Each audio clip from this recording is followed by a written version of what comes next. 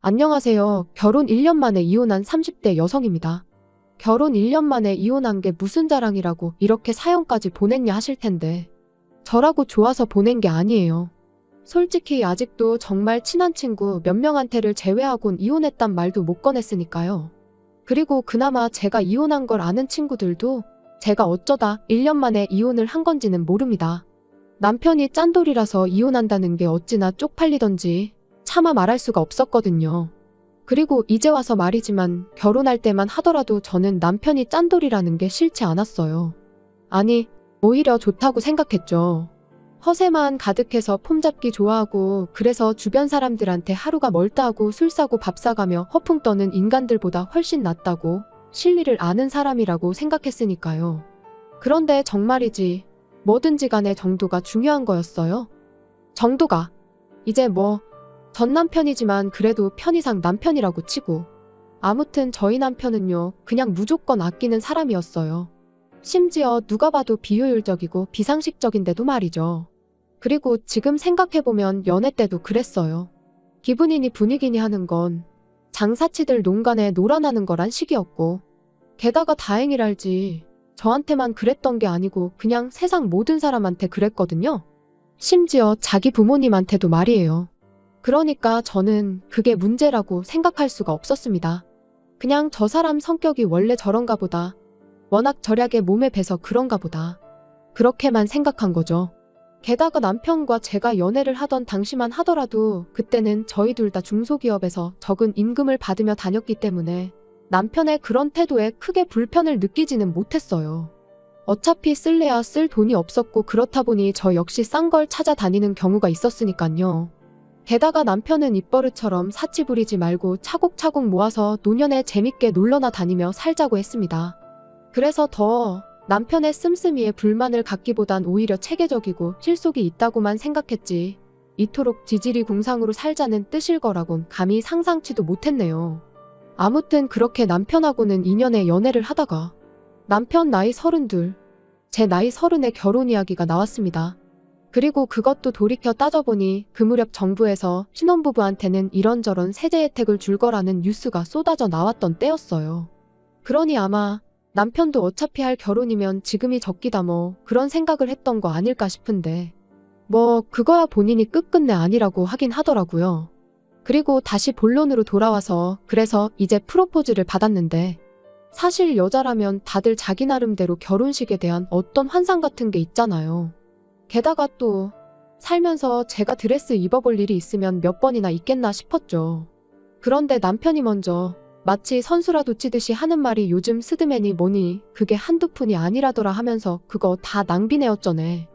그리고 그런 말도 하다못해 저랑 둘만 있을 때 하면 그렇게까지 서럽진 않았을 텐데 드레스샵에서 그것도 직원들 앞에서 그런 소리를 해대니 제가 어찌나 민망하고 쪽팔렸는지 몰라요. 그래서 아닌 게 아니라 그때 파혼 이야기까지 나오기도 했었습니다. 눈치도 없고 배려심도 없고 초치는 소리나 해대는 부정적인 남자랑은 도저히 못 살 것 같다고 제가 헤어지자 했었거든요. 그런데 그때 이런 상황을 알게 되신 어머님께서 저를 따로 부르시대요. 참고로 앞서 말씀드린 대로 연애 때부터 남편이 워낙 짠돌이었잖아요. 그러니 남편이 자취를 한 것도 아니고 본가에서 부모님과 함께 살았음에도 불구하고 몇 번이나 그 본가에서 데이트를 하곤 했었죠. 그래서 자연히 어머님 아버님도 몇 번이나 뵀던 거고요. 아무튼 그렇게 어머님을 만났는데 어머님이 제 손을 꼭 쥐시고는 미안하다 하시더니 웬 봉투 하나를 건네주셨습니다. 남편에게는 말하지 말고 저 원하는 드레스랑 메이크업 하는데 보태라고 하시면서요. 그러니 정말이지 어떻게 보면 남편이 아니라 어머님 때문에 결혼을 했다고 해도 과언이 아니에요. 하지만 결혼 생활이란 게 결국 남편과 저 두 사람이 만들어가는 거잖아요. 그러니 지금도 돌이켜 생각해보면 제가 참으로 생각이 짧았다 싶어요. 그리고 하는 김에 좀 더 푸념을 해보자면 신혼여행도 말이죠. 저는 꼭 하와이로 가고 싶었거든요. 그런데 남편이 달러가 지금 얼마나 비싼 줄 아니 모르니 해대더니 무조건 일본을 고집하는 거예요. 엔저라서 무조건 지금 가는 게 이득이라면서요. 그리고 거기까지는 저도 남편 말이 아주 틀렸다고 생각하지는 않았습니다. 그래서 그래, 이번엔 일본 가고 하와이는 다음에 가자. 대신 신혼여행인 만큼 호텔은 좋은 곳으로 가자. 다른 건 몰라도 야경을 볼 수 있으면 좋겠다. 그랬더니 남편도 흔쾌히 걱정 말라며 자기가 그 정도 센스는 있는 사람이라나요? 그런데 일본에 도착하고 나서야 황당한 상황을 맞닥뜨렸어요. 저희가 4박 5일 동안 머물기로 한 호텔이 관광 호텔인 것도 부족해서는 떡하니 유흥가 한복판에 위치해 있더라고요. 게다가 야경은 무슨. 호텔을 둘러싼 수많은 술집 간판들이 내뿜는 네온 사인들이 제가 볼 수 있는 야경의 전부였지요. 너무 서럽고 화가 나서 위약금을 내더라도 당장 취소하고 좋은 데로 옮기자고 했습니다.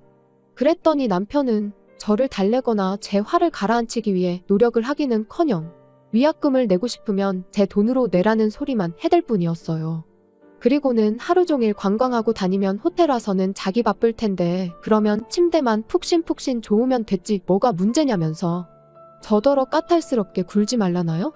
진짜 신혼여행이고 나발이고 당장이라도 짐 싸서 그냥 집에 가고 싶은 심정이었습니다.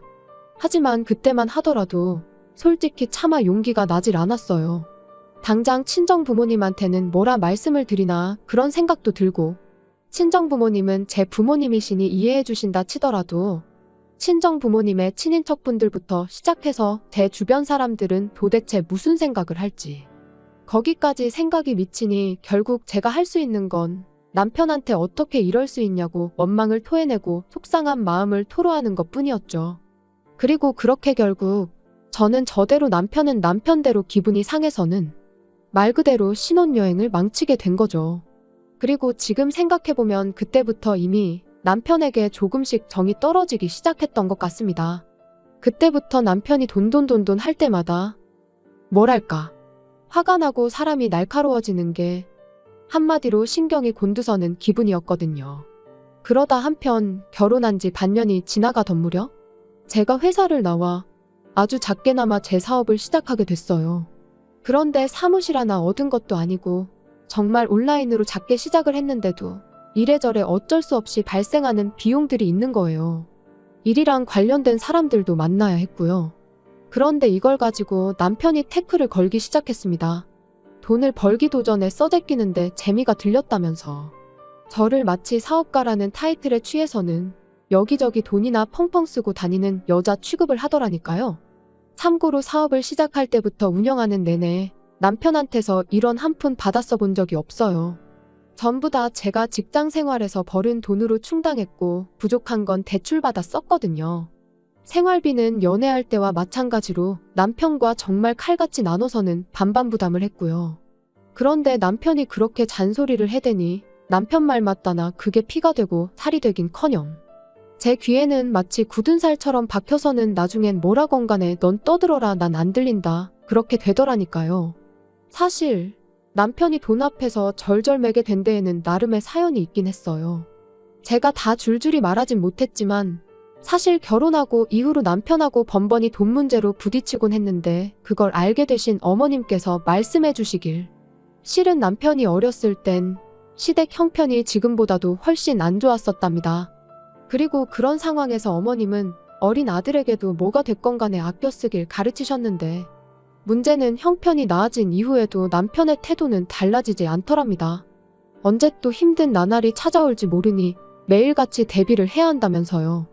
그리고 어머님 아버님은 어쨌든 남편이 그렇게 된 게 당신들 때문이라고 생각하고 계셨기 때문인지 그런 남편을 말리지도 어쩌지도 못하셨던 거죠. 그런데 저로서는 연애할 때는 그나마 일주일에 한두 번 만나서 데이트할 때나 보던 모습을 이제 하루가 멀다 하고 지켜봐야 했으니 말 그대로 스트레스가 이만저만이 아닌 게 저 인간을 내가 평생 감당할 수 있을까 싶더라고요. 그리고 그런 남편에게 결국 두 손 두 발 다 들게 된 일이 있었으니 친정어머니가 저희 집에 오셨던 날이었어요. 아무래도 제가 사업을 시작하고 바빠지자 제가 집안일에 좀 소홀해질 수밖에 없었는데 저는 이 부분 같은 경우도 솔직히 남편이나 저나 하는 일이 달라서 그렇지 어쨌든 맞벌이를 하고 있던 거잖아요. 그러니 집안일도 무조건 제가 할 일이라고만 볼 수는 없다고 생각했고 그러니 집안일이 밀리는 것도 전적으로 제 책임이라고만 생각하지는 않았거든요. 그런데 저희 어머니께선 그래도 아내인 제가 너무 손을 놓고 있는 거 아닌가 싶으셨는지 저를 도와주신다고 반찬 몇 가지를 해오셨더라고요.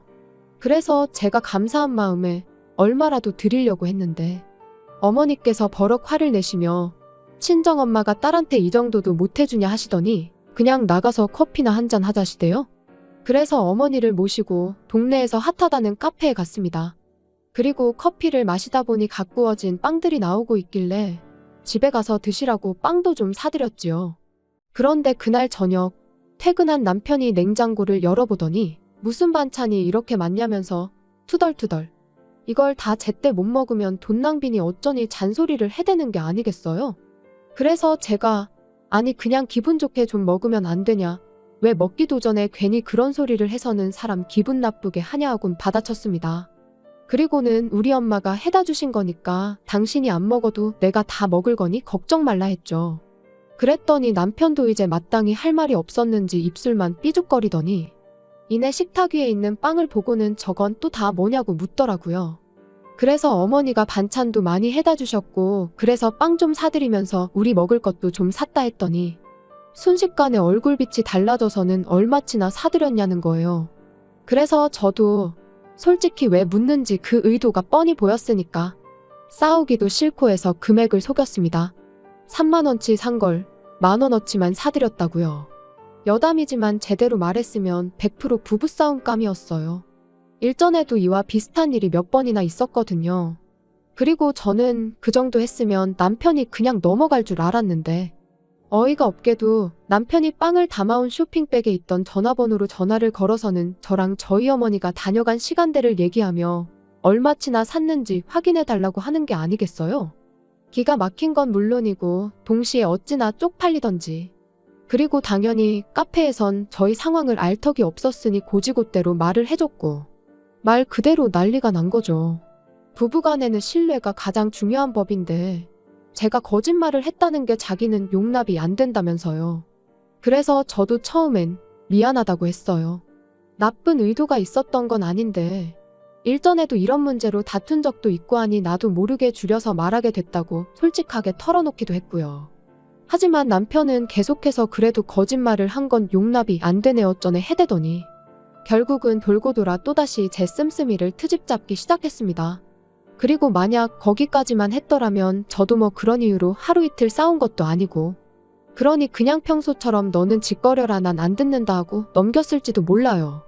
그런데 남편은 그걸로도 부족해서 급기야는 저희 친정어머니까지 걸고 넘어지대요. 누가 저딴 반찬은 해달랬다고 당신 멋대로 해오셔서는 자식한테 빵을 3만 원치나 받아가시냐면서 말이죠. 그리고 그 말을 들으니 그땐 저도 눈에 더는 뵈는 게 없었습니다. 막말로 친정어머니가 해주신 반찬을 3만 원치 빵하고 비교한다는 것도 무척 빈정이 상했는데 마치 저희 어머니가 저희 등에 빨대라도 꽂았다는 듯이 말을 하는 게 기가 막혔으니까요. 게다가 빵값은 제가 제 돈으로 냈지 남편 돈은 이런 한 푼 쓰지도 않았는데 왜 저렇게 생난리를 치는지 납득할 수가 없었죠. 그래서 남편더러 치졸하고 쪼잔한 인간이라고 그러니까 네 주변엔 사람도 없고 승진도 못하는 거라고 쏘아붙였습니다. 맨날 돈 1, 2만 원에 절절매고 그리 궁상을 떠니 일이 잘 풀릴 리가 있냐고 오던 복도 달아나겠다고 아주 구질구질하다고요. 그랬더니 이제 자기 승진 못한 걸 왜 들먹이냐며 또 악다구니를 쓰는데 그 꼴이 얼마나 사납던지 더는 상종도 못하겠다 싶대요. 그래서 이튿날 그 길로 시댁에 찾아가 지난밤 남편이 내뱉은 말들을 어머님 아버님께 전하고는 저는 이런 쫌생이랑은 더는 못 산다고 했어요. 그랬더니 결국 팔은 안으로 굽는다고 어머님께서 그래도 남편이 결국엔 다 저랑 잘 살아보려고 자기 나름의 방식으로 애를 쓰는 거라며 저더러 너무 나쁘게만 생각하지 말라나요? 그리고는 어머님이 뭐 따끔하게 혼을 내주시겠다는데 제가 남편이랑 이런 일로 부딪힐 때마다 어머님한테 하소연을 해가며 살아야 한다 생각하니 그것도 막막한 게 어차피 헤어질 거면 한 살이라도 젊을 때 헤어지는 게 낫겠다 싶었습니다. 그래서 그 길로 남편한테 짐 챙겨서 나가라고 했어요. 어차피 월세니까 네가 안 나가면 내가 나갈 거고 그럼 너 혼자 월세 다 내고 살아야 한다면서요. 그랬더니 이 쫌생이 남편이 말로는 헤어지기 싫다면서도 짐 싸서 나가더라고요. 솔직히 어떻게든 저랑 살아보겠다고 바라기라도 하던가 아니면 저한테 매달리기라도 했다면 저도 흔들렸을지도 모르는데 끝까지 남편답게 행동해주니 저도 뭐 흔들리고 말고 할 것도 없이 쉽게 마음을 정리할 수 있었습니다. 그런데 이런 이야기를 주변 사람들한테 다 하자니 너무 길고, 그렇다고 앞뒤 다 잘라먹고 빵값 3만 원 때문에 이혼했다 하자니 그건 너무 쪽팔리고, 그래서 이래저래 말은 못한 채 이혼녀로 지내고 있네요. 그리고 뭐 후기라고 하긴 그렇지만 남편도 남편인데 어머님한테 연락이 아직도 오기는 합니다. 원래 남자는 평생 구슬리며 사는 거라고, 그래도 적어도 다른 남자들 마냥 술, 담배 안 하고 여자 문제를 일으킨 것도 아닌데 저더러 다시 한번 생각 좀 해보지 그러냐면서요. 아마 어머님이 보시기에도 그나마 전화되니까 자기 아들이랑 살았다 싶으시니 저를 붙잡으시는 거겠지요? 물론 저는 조금도 흔들리지 않고 있습니다. 오히려 그런 연락이 올 때마다 그때 헤어지길 정말로 잘했다는 확신만 들어요. 이제 제가 식구든 친구들이든 만나면 누구 눈치 볼 거 없이 기분 좋게 밥도 한번 살 수 있고, 보고 싶은 공연도 이따금씩 보러 다니고 자유롭게 사는 지금이 너무 행복하니까요.